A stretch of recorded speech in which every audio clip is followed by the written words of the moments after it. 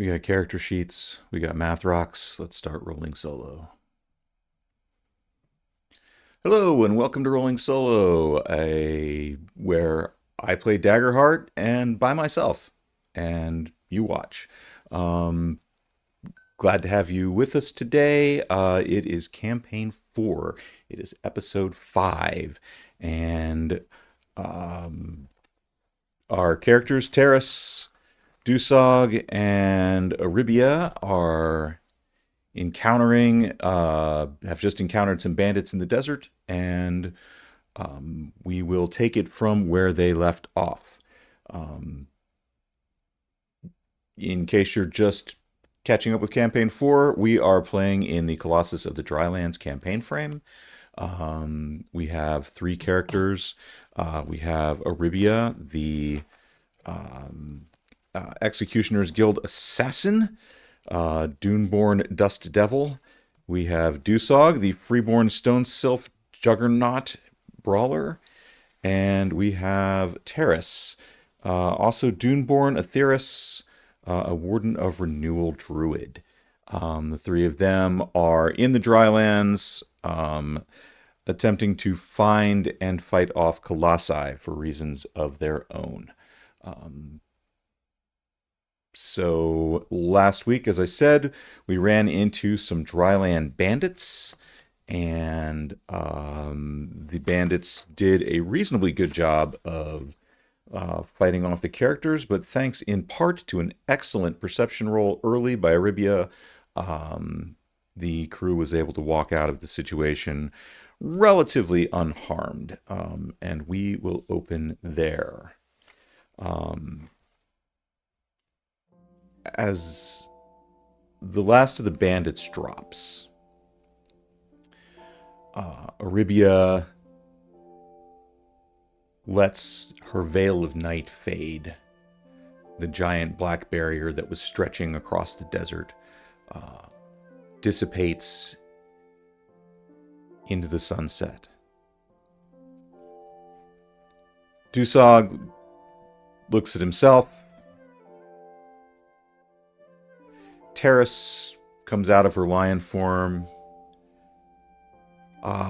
They're both pretty badly beaten up. Their armor is messed up. They are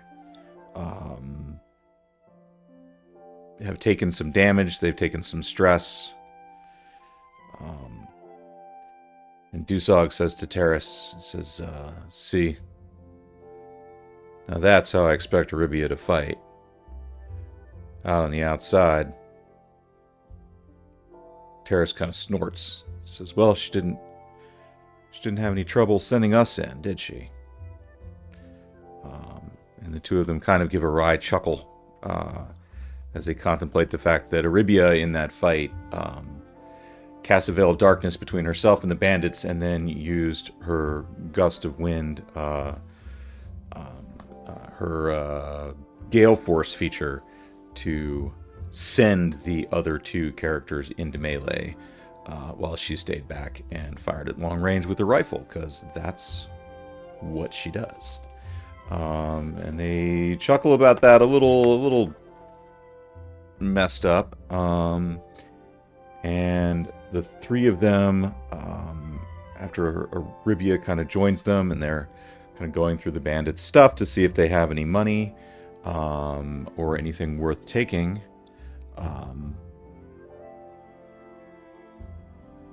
I think they do. Let's think about what these bandits were carrying. The Dryland bandit does have a pistol, which was doing D10 plus 2 damage. So that's not a bad thing to be carrying. Maybe they'll pick up that pistol, and Terrace doesn't need it, and Aribia can't carry it, so I think they'll pick it up and hope to sell it. I'll just put it in Terrace's inventory for the moment. Put it in our inventory. This is Bandit's revolver. Its trait is, I'm going to say, agility. Its range is very close. Its damage type and damage dice and type is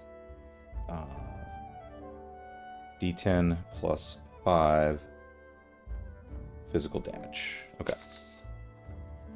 And other than that, let's give it a quick roll and see if they have any bags of gold on them. And let's just say that they have a D4 bag of gold on them. And we will roll that. D4. 3. How convenient. They have 3 bags of gold. D4s are hard to pick up. So we'll give Terrace a bag of gold. Give Dusog a bag of gold. And we'll give Aribia a bag of gold. Okay. So everybody gets a bag of gold. We got 1 pistol and 1 revolver. And that will be it for their looting. And now they will so they go through the bandit stuff. They discuss what they're gonna do. They pull together the 3 bags of gold out of the bandits' saddlebags. You know, the bandits obviously rode here since everybody in the Drylands rides everywhere. So they also have 3 horses with which they... and the question is, are we going to go back to town? Asks Aribia. And I don't think so. I think that last town is where we ran into these bandits that sent us on this here ambush. So I think going back to town is a bad idea. I think we head back to the railroad and just move on to the next town and see if we can, find somewhere to water the horses and so forth. And as much as this seems like a bad idea, that's Terrace will point out that well, we don't know that we're going to get water for the horses. That's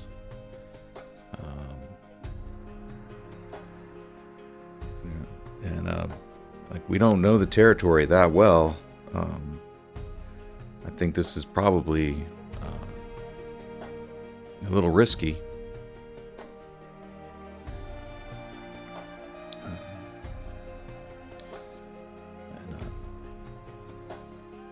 We're going to be able to say, okay, then, well, I guess we should be able to find something along the railroad, and if we ride that direction, we will definitely find something, and that is where the water is. So, unless we head back to this town, I don't know what else we should do. And so this goes back and forth and back and forth and back and forth, and I think they're going to decide not to go to town, but instead to first take a short rest, and second to move on to the railroad. So we'll mark down that they're taking a short rest. And on a short rest, I believe... Let's remind ourselves of the short rest rules for the 9 millionth time. Let's go to Exam adventure. And natural downtime for rest. D4 plus your tier. So we are tier 2. The DM, first off, let's see how much fear I get.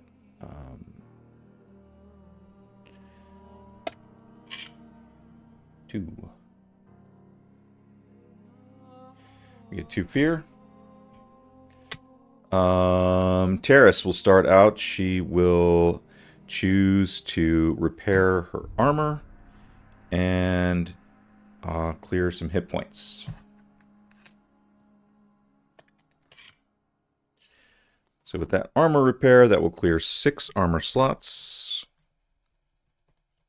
So that will clear her armor completely. She will bandage herself up a bit. She is as a druid, so she has like elixirs, and so she has salves and natural plants and things that she will use to bind and coat her wounds to prevent infection and so forth. That's another 4. So Terrace is as good as new. Dusog will do the same. He's a brawler, and he is bare bones, so doesn't really have armor as such. What he has is a multitude of bruises, and he will borrow some healing salve from Terrace, and also some of his own, and he will attempt to first clear some armor slots. 3 plus 2 is 5. That is all of his armor. And then clear some hit points. 1 plus 2 is 3. That is not 1, 2, 3. Not quite all of his hit points. Now the question is, can you... You can 10 wounds for an ally, so... Aribia will not do that. She will instead clear armor. So she kind of buffs and works on some scratches in her leather armor and laces it up a little bit more. And clears her 1 armor slot that she had taken. And she will sit and relax while the other 2 tend to their wounds. And thus clear some stress. She will clear 5 stress.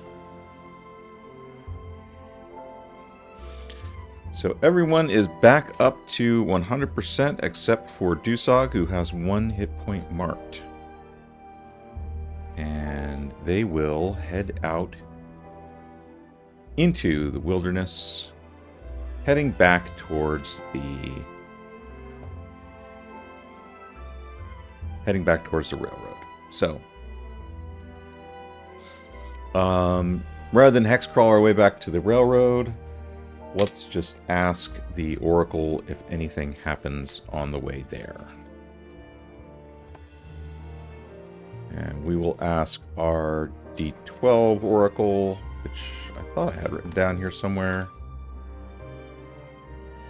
Okay.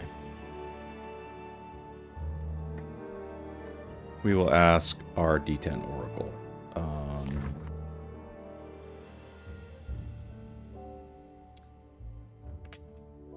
Do we find the railroad without any kind of incident? That's a 7. 7 is a yes. So, without incident, they find their way there. They, again, find their way back to the road. Essentially, to a track and ride along, leading their string of 3 ponies until they come to... do they find a town before they have to sleep? No. As it's getting into dark, they will pause to make camp. They're desperate to find some water for the horses, so we will make a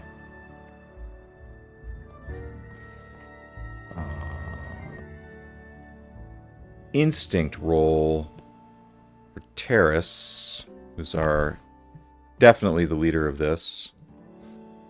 And she will spend one of her many hopes for her Desert Fox experience, making this a +6 roll.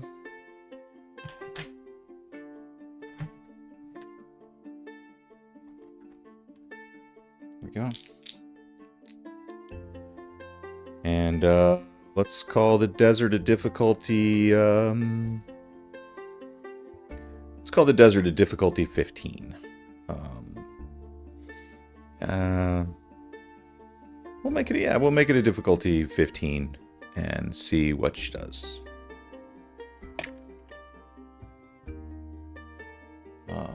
That is 8 plus 6 is 14. They are forced to share their water with the horses. Everyone is going to take a stress that they cannot clear. She does get her hope back. Everyone's going to get an unclearable stress. Not unclearable permanently, but unclearable until they get to a source of water.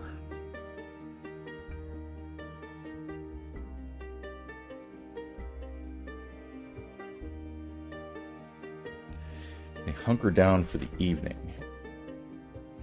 Now, somewhere in this desert, wandering around, as we learned last week, we saw a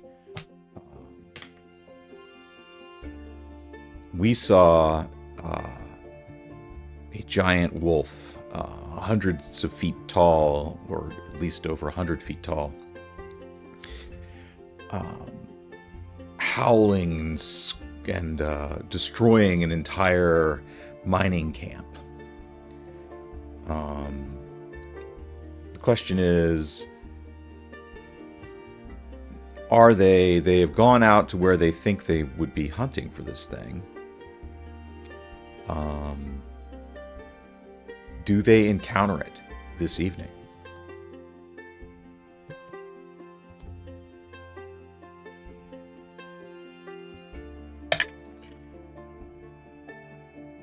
They do not. So they're going to take their long rest. Mark down a long rest.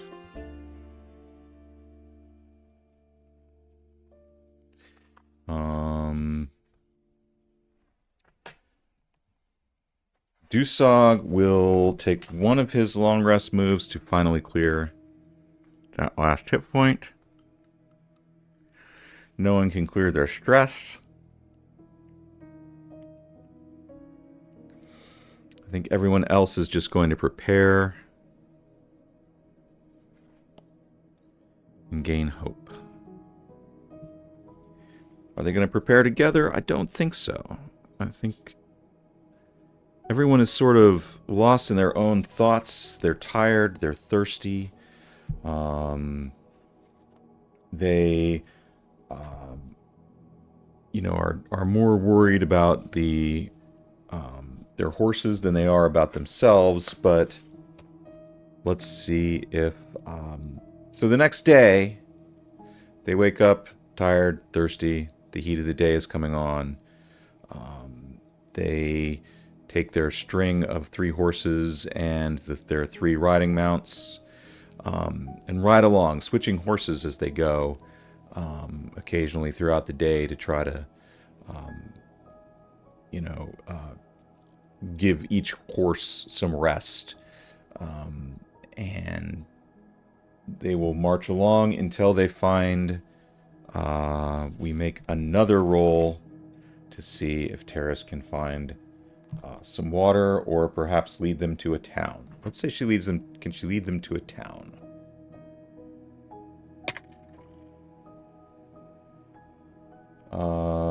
That is... We're spending that hope on Desert Fox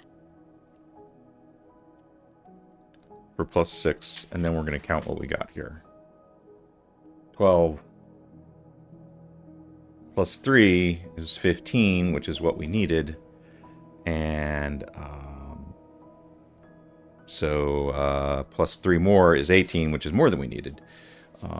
Terrace manages to lead them to another outpost.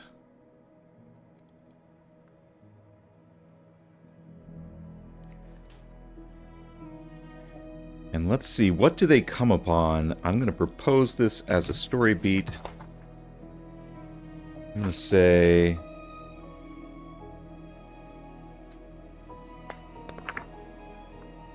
Let me find... Go.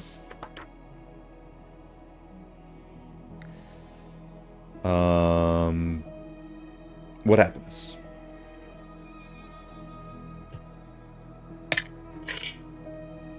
Six, cause confusion, doubts, and disarray.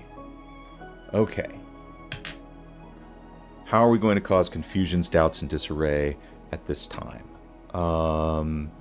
One of the things that might cause confusion, doubts, and disarray would be if this outpost were currently under attack by a giant wolf.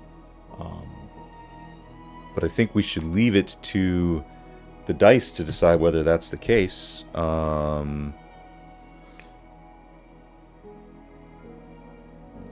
Let's try changing their situation.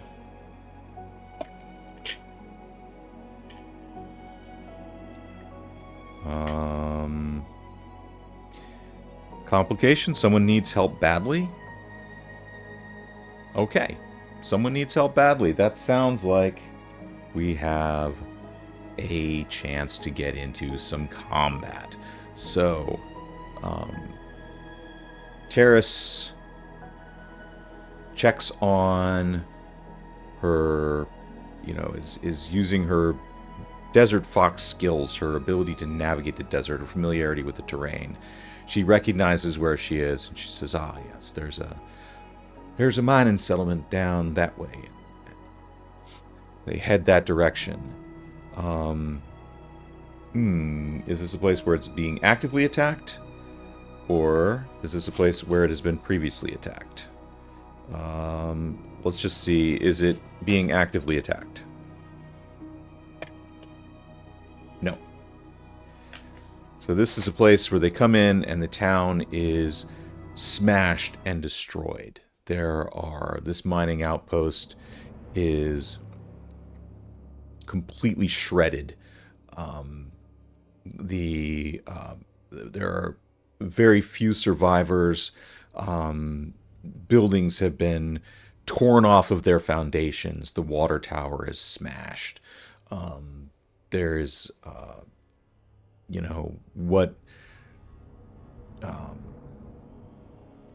what little safety or solace people could find is gone, as the town has been absolutely leveled, as if hit by an enormous twister.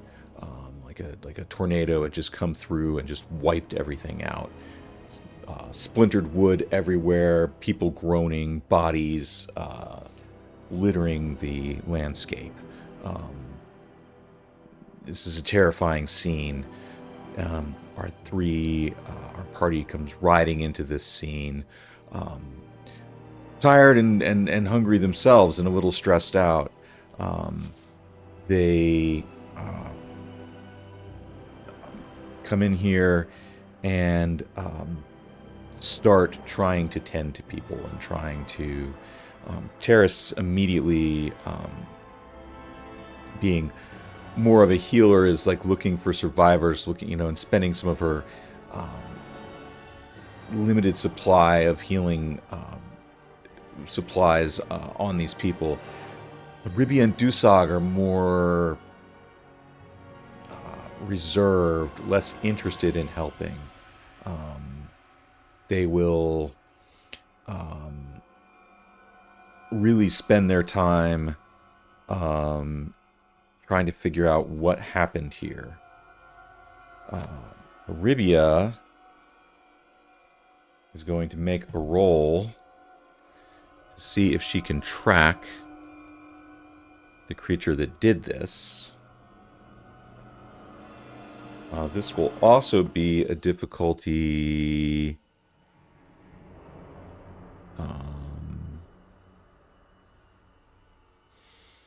Don't really have a difficulty. The difficulty of Varys's most. Okay. 16 is his highest difficulty segment, so we're going to say 16 is the difficulty to track him.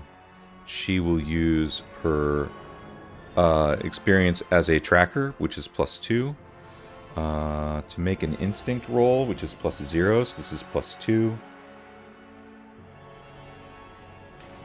She will attempt to figure out where this creature that has attacked this encampment has gone to. Okay.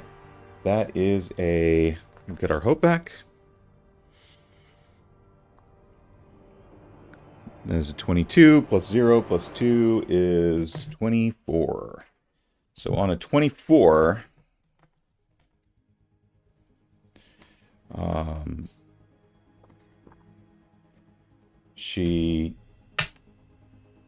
Aribia spots the trail of the creature and goes forward to where Terrace is dealing with a wounded person and grabs her and says, "These people will survive or they will not. But if we do not stop this monster, it will kill even more people. So come on." And she will try to pull Terrace along to get onto the chase.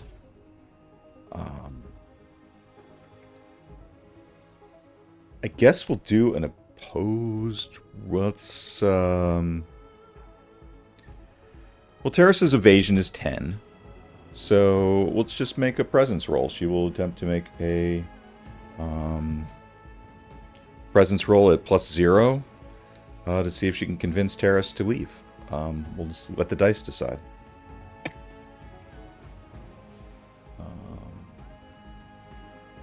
Yeah, she can. So on an 11, which is not very high, but that's what we decided. She manages, after a few minutes, to haul Terrace along, and the three of them go in pursuit of, stopping only to water the horses. They immediately begin crossing the desert quickly, following this trail that Aribia has found, which is, it's obvious, it's just chewed up earth, and where it's not chewed up earth, it's, paw prints the size of a car.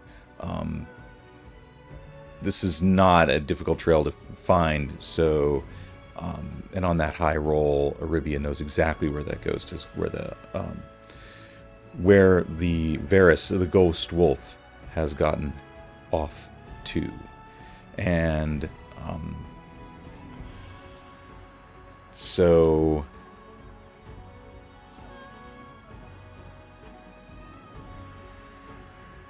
they chase. And I think I'm going to leave it up to the die on a roll with fear On a roll with fear, we'll say the wolf finds them. On a roll with hope, they find the wolf.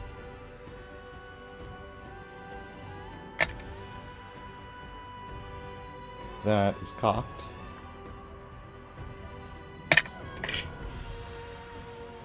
But that is a roll with fear. The wolf will find them. They are riding along quickly. As they come around a mesa, they don't realize that the wolf has doubled back, come around the mesa, and is directly behind them. And will immediately make a strike with its head. It will take a... Actually, I'm going to spend 2 fear. And I'm going to howl. So, this is Varys' howl action. Spend 2 fear to cause Varys to howl. All PCs within very far range must succeed on a presence reaction roll or become shaken. Shaken characters do not gain a hope on a roll with hope, instead clearing the shaken condition. So, we'll start with Terrace and making... Start with Terrace making her presence roll of 15. Her presence is +0. She makes her roll. Terrace is not shaken. Dusog. Also +0. So close. Does not make his roll. And honestly, I don't think that even if I had spent a hope on an experience, it would have done any good. I'm going to spend a hope for Aribia, for Survivor, to give her +3 on this roll, but her presence is also +0. And that is a wasted hope. She is shaken. So Aribia and Dusog are both shaken by the howl that comes from the wolf as it comes up directly behind them. And I will spend a fear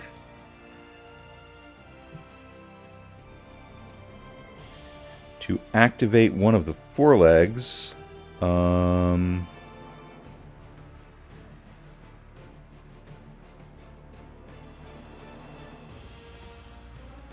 Yeah, we're going to attack with one of the forelegs.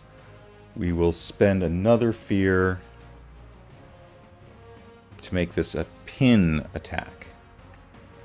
And who are they attacking? Who is this wolf attacking? Say 1 and 2 is Aribia. 2, 3, and 4 is Dusog. 5 and 6 is Terrace. This is an attack on Aribia. Aribia's evasion is 12. The wolf is rolling with a +3. And on a 17, the wolf pins Aribia, making her restrained and vulnerable until she takes an action to free herself. Spend another one. The wolf will now scratch at Aribia with advantage and +3. That will definitely hit with that 13. So she's pinned, and the wolf will make a 2d4. The forelegs are only 2d4 +4. So let's roll our 2d4. She will take, that's 4, that's 2, for a total of 6 + 4 is 10 damage on Aribia, who will mark an armor. And then Since that is the wolf's full activation, Aribia will spend a stress.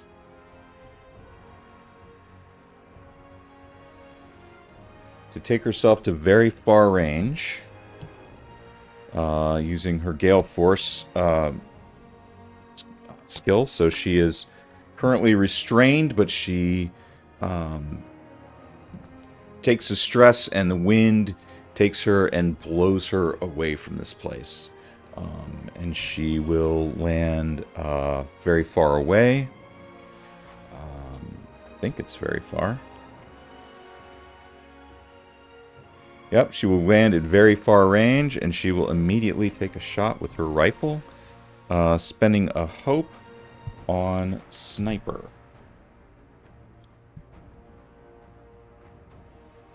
She is aiming at the...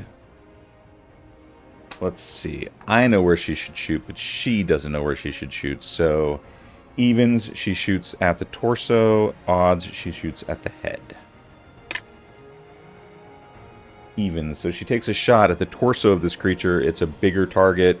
She figures she can probably hit it more easily. She spent a hope, so this is +3, so it's +6 on the roll. It's a 6, that's a 9. +6 is 15. She clears the shaken condition, does not gain a hope, and will do no damage, as the torso is invulnerable. She is very far away and will have trouble communicating this to the rest of the group. Dusog will make an instinct reaction roll of difficulty 15 to see if he noticed that the torso took no damage.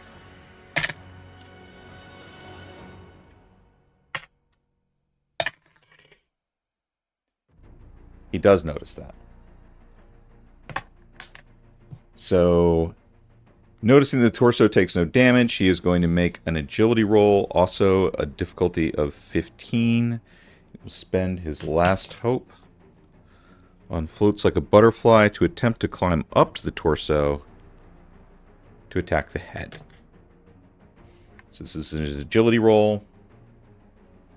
This is +3, +6 total. No. Actually, yes. He gets to the torso. Because it's a 9 and a 10.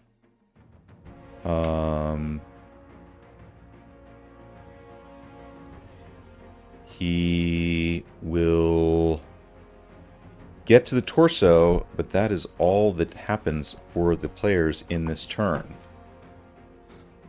And Varys will immediately, since play comes back to Varys, Varys will shake any PC that is on the torso when Varys shakes. So just imagine this giant wolf putting its paws down and its head down, you know, putting its paws splayed out, and its giant head down, and shaking its body like a gigantic glowing dog made of, you know, wolf made of the remains of towns, as it's constructed of you know, bits of wood floating and swirling around it, and you know, wind blowing about it.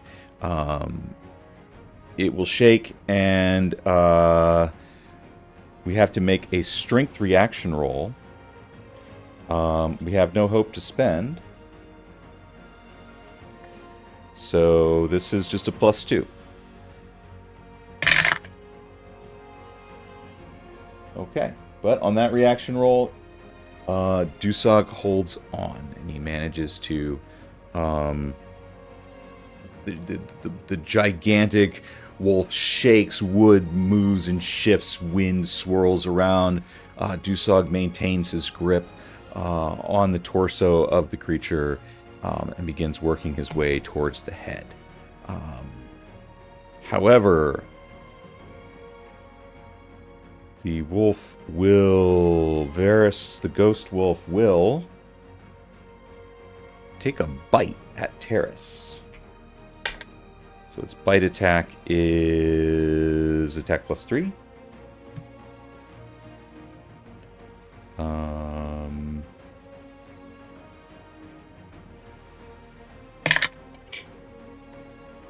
16, that will hit. Did I spend a fear to do that? We'll figure it out later.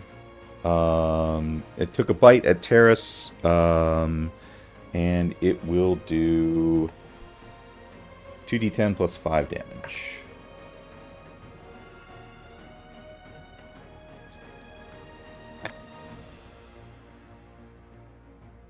So that is 8 plus 5 is 13, which on Terrace is major damage. Terrace will mark an armor slot and take a hit point.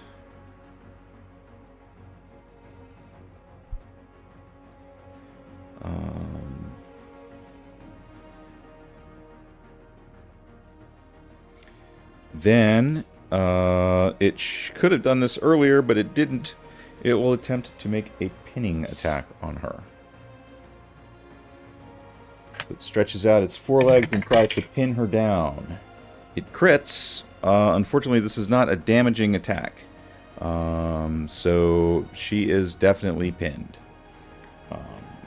And being pinned gives the other leg advantage, which it will take.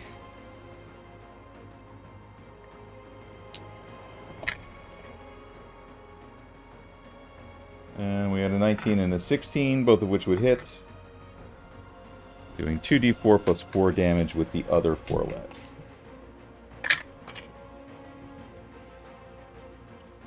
So that's 2 plus 4 is 6.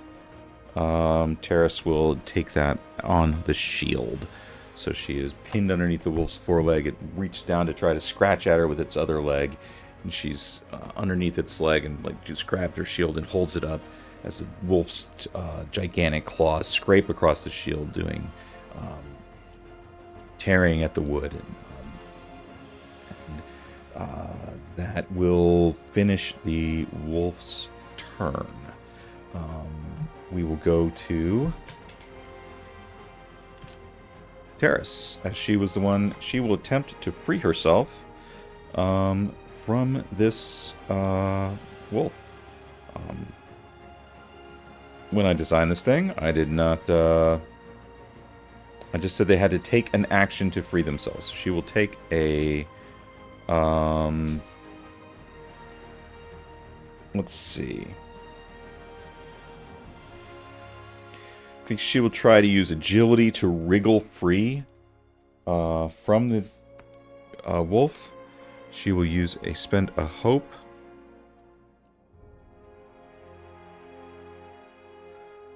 For timing is everything. As it's shifting its weight, she's looking for that perfect moment to extract herself from this situation.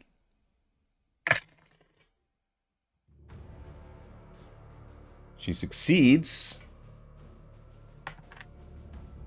but with fear. And so the wolf goes again, and it will again, it's just going to try to use its paw to pin her back down.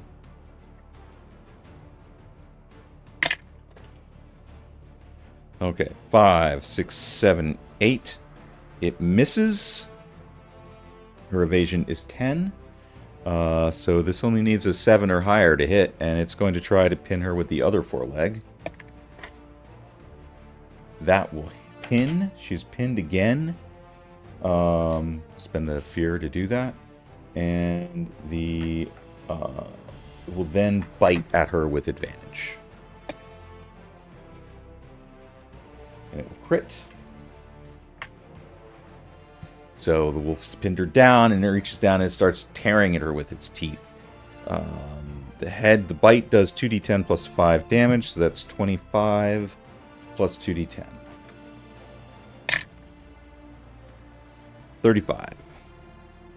35 damage is definitely major damage for Terrace. She will mark an armor. She will take 2 hit points of damage. Terrace is not looking awesome at this time. However, that is the Ghost Wolf's turn. We will move to give Dusog a shot. To climb up, move forward, and strike at the... So he crawls his way along the shifting, twisting, moving... Oh, wait. I have a fear left. It's going to try to shake him off. He has to make a strength save of 15 to stay on. Strength reaction roll. This is +2. 9, 10, 11, 12, 13. He fails, being flung off to close range on that. And taking 2d8 plus 4 damage. That's 9 plus 4 is 13. That is minor damage. Dusog will use an armor to absorb that damage. So he is...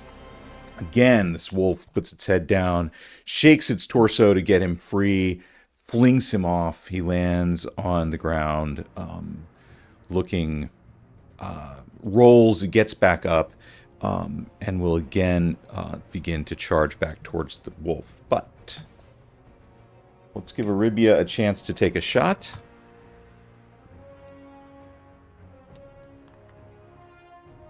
She has rolled with hope once, so she... No, yes, she has rolled with hope once, so she has managed to clear her shaken condition. She will use a hope on Sniper. This is a +6. She is now shooting for the head. The head of the creature is a difficulty 15.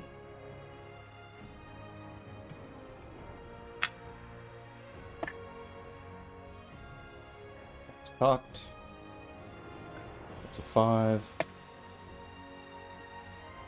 That's a 2, plus 7 plus 6 is 13. That is a miss with hope. We'll take a hope. Terrace is still pinned. So the wolf will use its head to attack there. It will hit. It will do 2d10 plus 5 damage. 5, 10. That is minor damage. Terrace will take an armor. So she again uses her shield to bite off the wolf's teeth as it reins down and bites at her. Aribia will take another shot. No. Terrace is going to spend a stress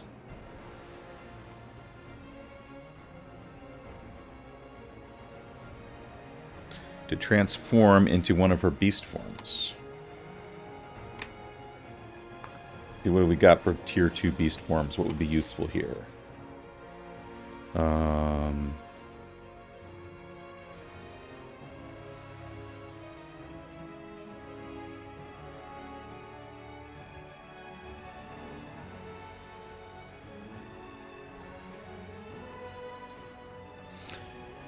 Okay.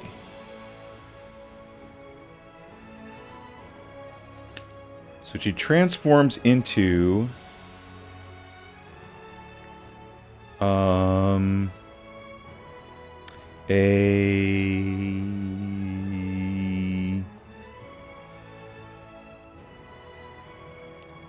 pouncing predator. She will transform into a lion. She will try to use her lion form again. Actually, she will transform into a panther. We'll go with the lion. Lion is good. Okay, she transforms into a lion. She transforms into this lioness now wriggling underneath this paw. She will attempt to make a strength roll. So this is +1. It's agility, so +2. Spend a hope on timing is everything. This is +5. Difficulty 15. Okay, that's a 9. She gets her hope back. 9 + 7 is 16. She makes it. She is free of the creature. She will then make a run for the... She will try to scale the legs to get to the torso so that she can make an attack on the head. So she has advantage on this because the lion has advantage to climb, and we'll see how she does as this lion, this lioness rolls its way and claws out from underneath this wolf's paw, and immediately, running up that same leg that she was being pinned by, with the claws scrambling up these chunks of wood and steel that are making up this wolf's body, trying to get to the torso. Difficulty of 15 with advantage, and this is an agility, so +2. Yeah.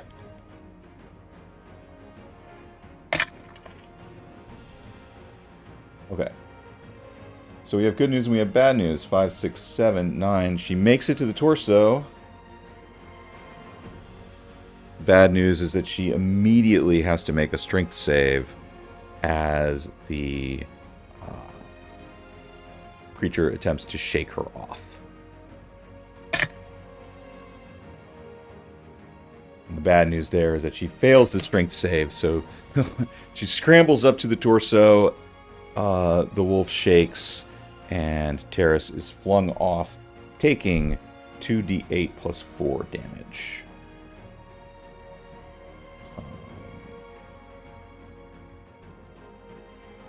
2d8s. 20. Nope, 18. 18 damage. That's major damage. She will mark an armor and a hit point. And we haven't scratched Varys the Ghost Wolf yet. Varys will try to take a bite at Dusog, who is within close range of it, and the bite is a close range attack.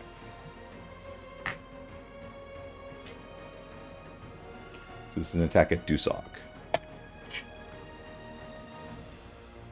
As a 9, it is +3 is 12. Dusog's evasion is 13. And he will manage to dodge out of the way of the snapping jaws of the Ghost Wolf. He will run in. And again, he will scale up to the legs, onto one of the forelegs, and simply make a attack.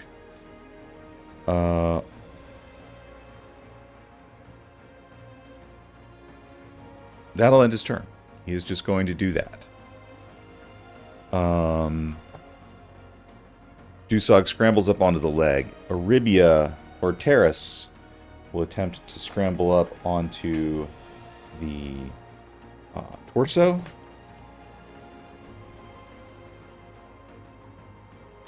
With advantage.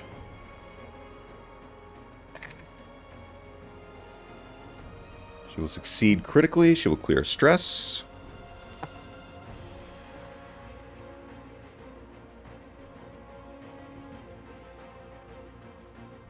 She will gain a hope.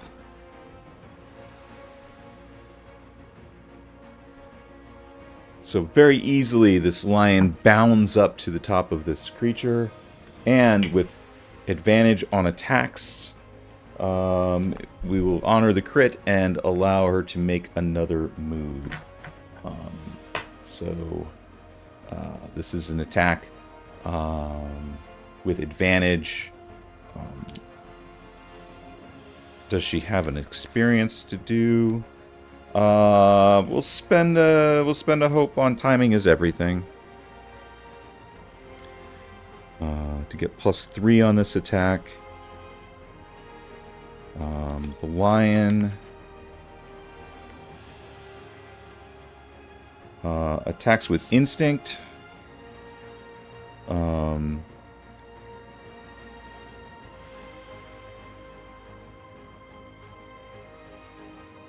So this is +1, +4. +4 with advantage.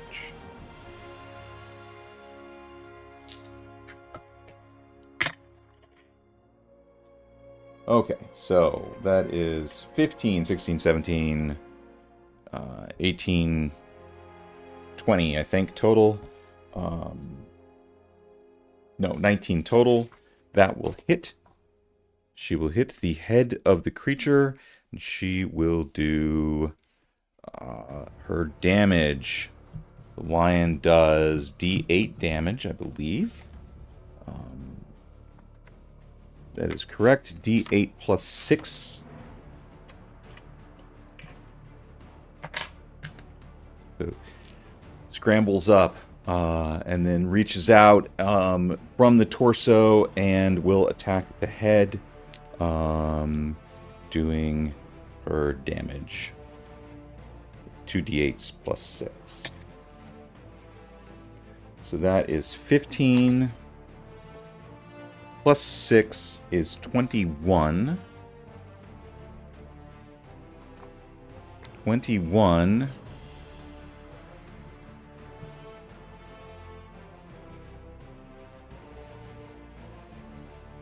Oh, Varys gains a fear when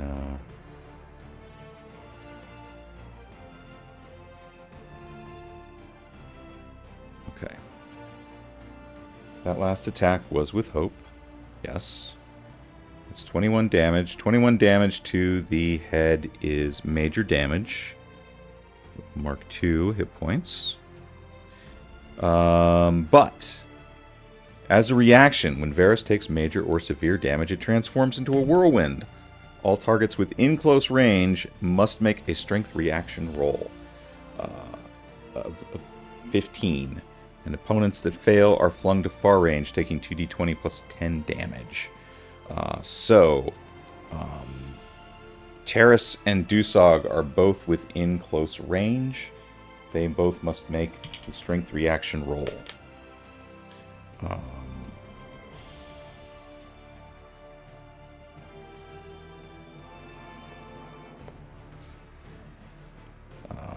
Terrace will spend a hope. Timing is everything, plus 3.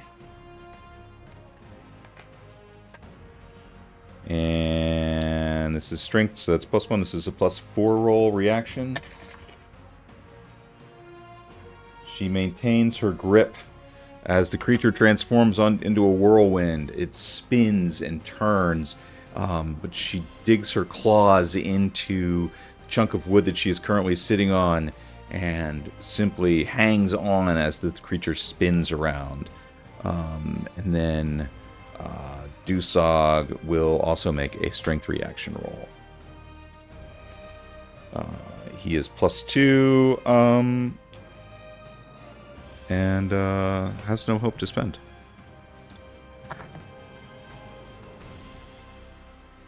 So plus 2.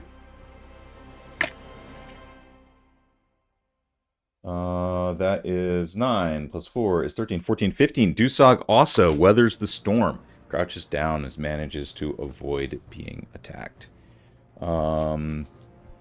I will spend a fear to interrupt and activate.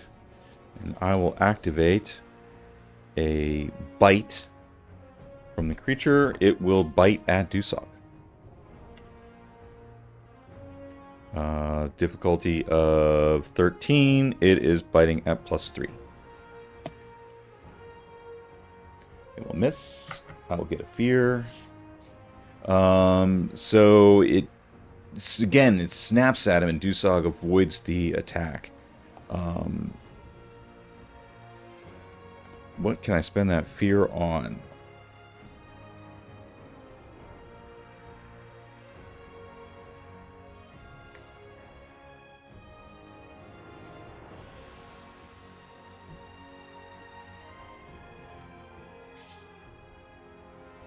I will spend a fear on the tail's gust action.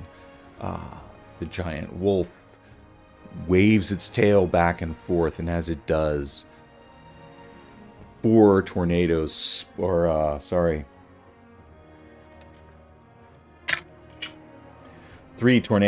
up around its body and sweep across its legs.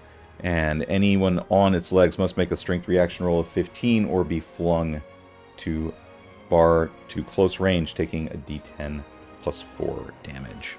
So, Dusok has to make 3 strength reaction rolls of 15. He's +2 on these. So that succeeds. That's 1 on the critical.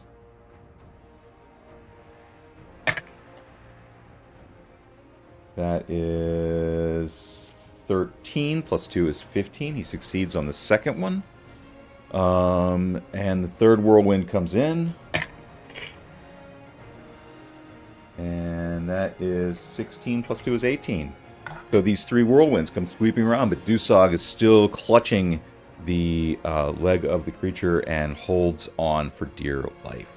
Bringing us back to Aribia, who will attempt to shoot the creature in the head. Spending a hope on her experience as a sniper to make this a +6 agility roll. Difficulty is 15.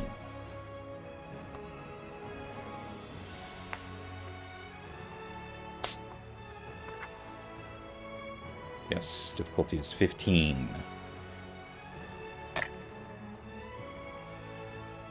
So that's with hope. So we get our hope back.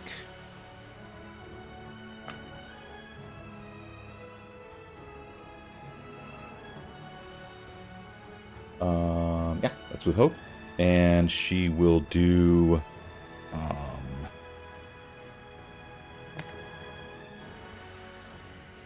2d8 plus 5 physical damage.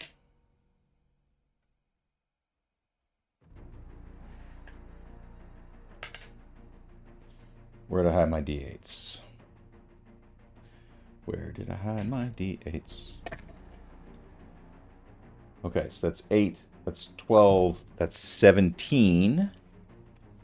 17 damage. That will be major damage on Varys the Ghost Wolf.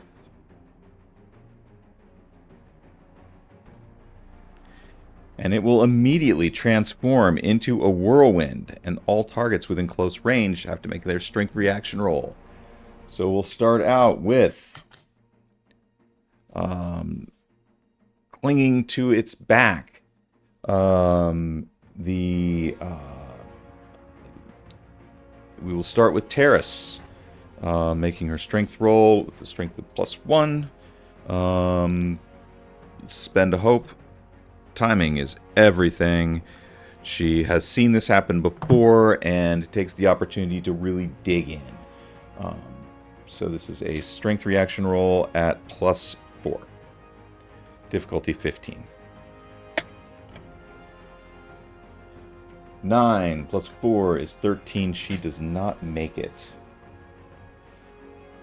The lioness is flung off of the creature as it transforms into a whirlwind and whips about.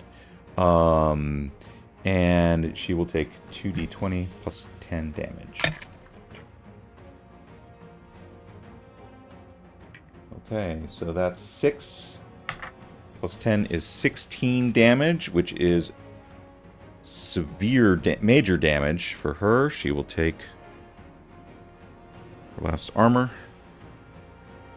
and a hit point, and is not looking awesome. But, and then we have Dusog. Dusog will also take a strength reaction roll. Difficulty 15. This is a +2. 9 plus 4 is 13, plus 2 is 15. Dusog manages to sit out the whirlwind and maintain his grip on the chunk of wood that he is holding on to on the creature's leg. While these two are taking their time to be swirled about, I think Aribia will get a second shot off since she rolled with hope, which she will spend that hope.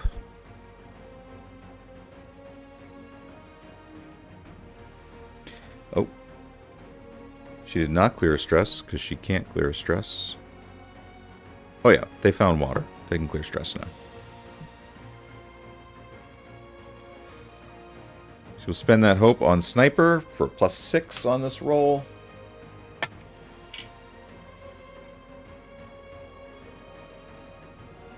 Okay, that's 9. Gets our hope back. 10 plus 6 is 16. That will be good enough.